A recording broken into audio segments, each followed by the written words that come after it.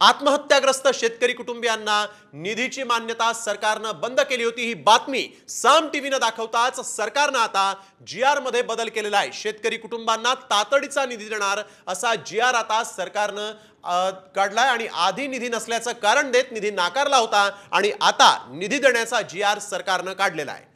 यावेळी एक मोठी आणि महत्त्वाची बातमी आपण बघतोय। साम टीव्हीच्या बातमीचा हा इम्पॅक्ट म्हणावा लागेल। निधीच्या कारणावरून नकार देण्यात आला होता आणि आता मात्र सरकारनं जीआर मध्ये बदल केलेला आहे। साम टीव्हीने ही बातमी उचलून धरली होती आणि त्यानंतर शेतकरी कुटुंबांना तातडीचा निधी देणार असा जीआर सरकारला काढावा लागला। बातमी म्हणजे साम टीव्हीचा इम्पॅक्टची ही बातमी आपण बघतोय। ही बातमी यावेळेस साम टीव्हीने लावून धरली होती, दाखवली होती सगळ्यात आधी आणि त्यानंतर आता निधी नसल्याचं कारण देत निधी नाकारण्यात आला आणि त्यानंतर आता मात्र निधी या जीआरच्या द्वारे सरकारनं कबूल केलेला आहे की निधी आता देण्यात येणार आहे।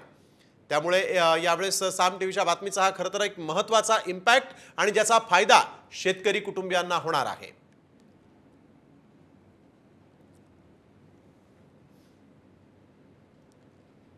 तर यावर सरकारनं नेमकी काय प्रतिक्रिया दिलेली आहे ती देखील पाहूया। तरी सुपीक डोक्यातून नापीक कल्पना निघताय।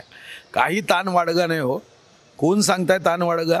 ज्यागा महाराष्ट्र समजगा नाही, महाराष्ट्राच्या शक्तीची माहिती नाही, महाराष्ट्राच्या जनतेवर, महाराष्ट्राच्या शेतकऱ्यांवर, व्यापाऱ्यांवर, उद्योगावर ज्यांना विश्वास नाही असे लोक हे सांगतात। नाही पण त्याचा याच्याशी काय संबंध? त्याचा जीआर का निघाला ही स्वतंत्र माहिती घेऊ, पण तुम्ही याचा संबंध त्याच्याशी काय जोडताय?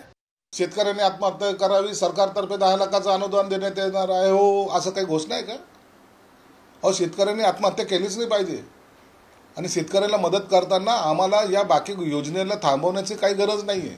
46,000 कोटी रुपये या सरकारने त्याची तरतूद केलेली आहे। सरकार शेतकऱ्यांनी आत्महत्या केली म्हणून त्याचे 10 लाख रुपयांनी ही योजना बंद पाडायची असा कोणताही हेतू नाही।